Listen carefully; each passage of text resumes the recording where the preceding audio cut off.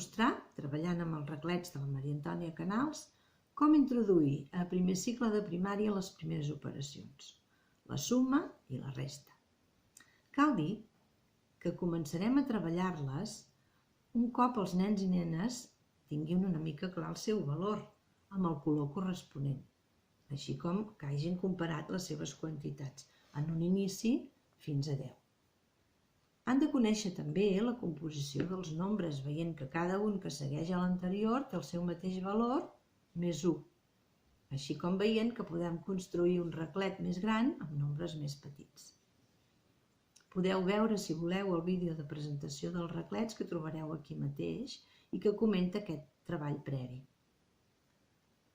En iniciar la suma amb els reglets no posem tant de manifest l'aplicació d'un operador en un nombre donat com quan fem la suma i la resta amb altres materials, com per exemple la màquina de canviar quantitats que la mateixa Maria Antònia proposa i que podeu trobar en el dossier 101, primers nombres, primeres operacions. En aquest cas, la suma és una reunió de quantitats. És una mica diferent, però tots dos aspectes són adequats al primer cicle i ho hem de fer de les dues maneres. En realitat, el suport material de la noció de la suma, en el cas dels reglets, és la reunió de dues longituds en una de sola, aspecte que expressa també una noció geomètrica.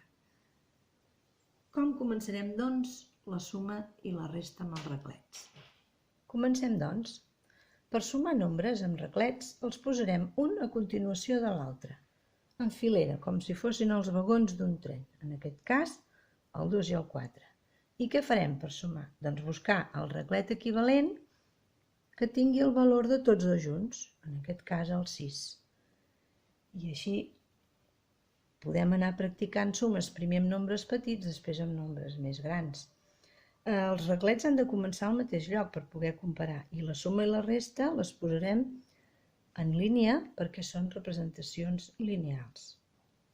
De seguida que haguem sumat dos nombres i ho hagin practicat, hem de mirar de no mecanitzar la suma de dos nombres, sinó fer-ne de dos o més sumants. Per exemple, doncs hi donem un 3, tenim el 9, i un altre 3, i en lloc de 2 tenim 3 nombres. Puc saber quan fan? Doncs sí, he d'agafar un reglet llarg, el 10, i un altre, mira, fan 15, i hem fet una suma de 3 sumants. Però també en puc fer de 4.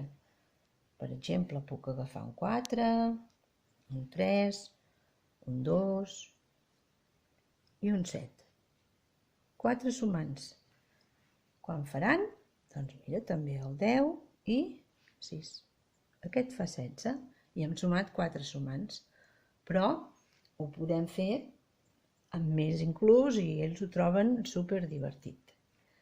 Llavors, de seguida hem de treballar la suma com a inversa, diguéssim, donant el resultat i que ells busquin quines sumes hi poden correspondre. Continuem amb el 15, per exemple. Abans hem vist que ho fèiem amb el 3, el 9 i el 3. D'acord? Doncs va, el mateix 15.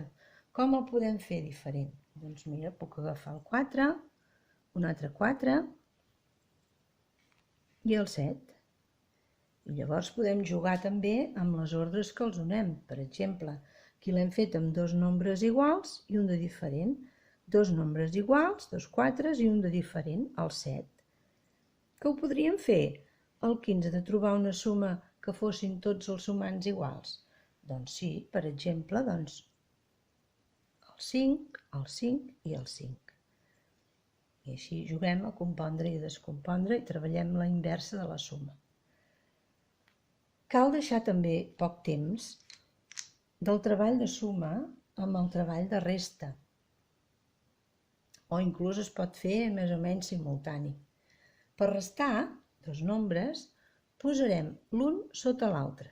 Per exemple, en aquest cas, el 5 n'hi resto 3, un sota de l'altre. Què he de fer? Doncs buscar el reglet que em falta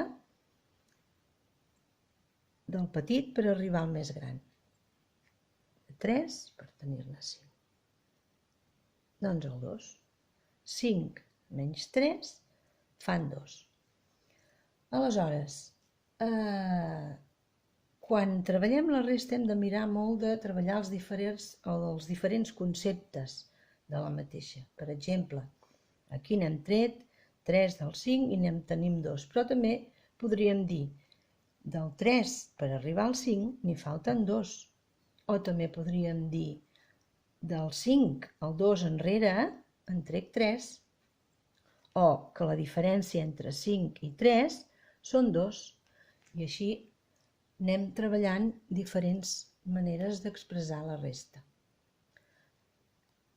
També hem de treballar la resta a la inversa, demanar als nens que trobin diferents restes de les quals coneixem el resultat.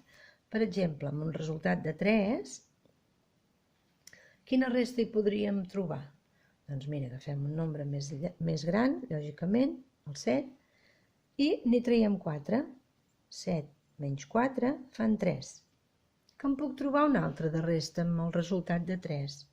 Doncs sí, mira, provaré amb el resultat de 3 agafar un nombre més gran. El 8. Quants n'hi hem de treure? Doncs 5. 8 menys 5 també fan 3. I amb el mateix resultat de 3, que en puc trobar un altre? Sí, o vàries més. Per exemple, el 9, i n'hi trenc 6. 9 menys 6 també fan 3. Trobar diferents restes que corresponguin a un mateix resultat. En un pas següent treballaríem la relació entre la suma i la resta com a inverses. I per anar entenent que la suma i la resta són operacions inverses, hem d'arribar a observar que una suma en forma inversa la podem fer restant i una resta en forma inversa la podem fer sumant. Per exemple, en el cas anterior que hem fet, tan senzill, 5 menys 3 fan 2, perquè 3 i 2 fan 5. O amb números més grans, el 25 menys el 13 fan 12, perquè 12 i 13, 25, com diu la cançó. I motivarem que surtin expressions després d'observar i descobrir aquestes coses. Ells de vegades diuen la suma i la resta fan el contrari una que l'altra. O totes dues són de la mateixa família. O una resta és com una suma però començant al final i anant al revés. I ho han d'anar expressant de totes les maneres. I nosaltres intentar que surtin tots els casos. Per exemple, quan hem d'afegir un nombre per arribar a un de més gran? Si tenim el 12, quan li hem d'afegir per arribar, per exemple, al 16? Doncs mira, el 4. 12 i 4 fan 16. O, per exemple, quan hem de treure un nombre per aconseguir un resultat més petit? Quan li he de treure en el número 15 per obtenir el 7? Quan li he hagut de treure? Doncs 8. 15 menys 8 fan 7. 8 i 7, 15. O bé, quin nombre teníem si n'hi hem afegit un altre i ara tenim un resultat més gran? Quin nombre teníem si n'hem afegit 5, per exemple, i ara en tenim 8? Doncs teníem el 3. N'hi havíem afegit 5, teníem el 3, ara en tenim 8. O bé, quin nombre teníem abans de restar-li un altre i obtenir un resultat més petit? La diferència entre un nombre i el 9 són 3. Quin nombre teníem? Doncs el 12. 12 menys 9 fan 3. I així hauríem d'intentar també recollir resultats en quadres, sistematitzar i recordar. I fins aquí el primer treball de suma i resta. Moltes gràcies.